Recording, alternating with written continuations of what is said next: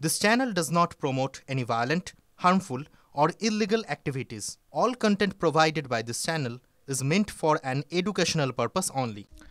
Shooting করতে গিয়ে বিবাহিত ধর্মেন্দ্রর প্রেমে পড়েছিলেন হেমা মালিনী। বেশ কয়েক বছর প্রেম পর্ব চলার পর যখন বিয়ের পালা আসে তখনই ঘটে যায় বিপত্তি। ধর্মেন্দ্রর স্ত্রী প্রকাশ কর কিছুতেই বিচ্ছেদের রাজি ছিলেন না, কিন্তু ওই যে প্যার কিয়া তো ডর না কিয়া। বলিউডের সূত্র বলে হেমাকে বিয়ে করার জন্য নাকি নিজের ধর্ম অনায়াসে ত্যাগ করে দেন ধর্মেন্দ্র। হিন্দু বিবাহ আইন অনুযায়ী যেহেতু বিবাহিত অবস্থায় নারী বা পুরুষ অন্য বিবাহে লিপ্ত হতে পারেন না, সেই কারণে ওরা নাকি ধর্মই পাল্টে ফেলেছিলেন রাতারাতি, গ্রহণ করেছিলেন ইসলাম।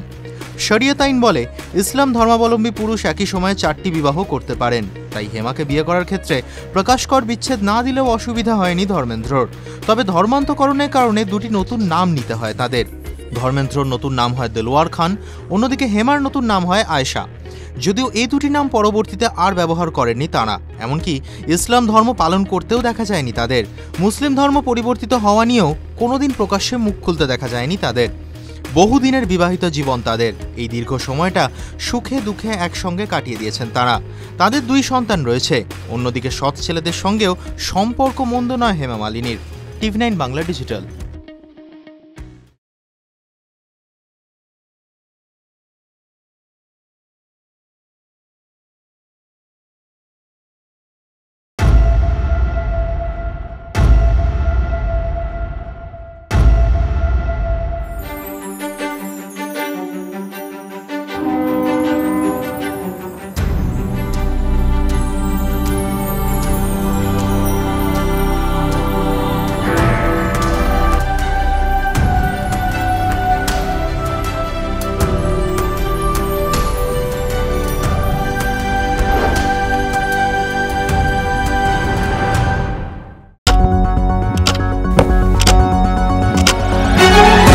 রাজনীতি শুধুই কি রাজার নীতি?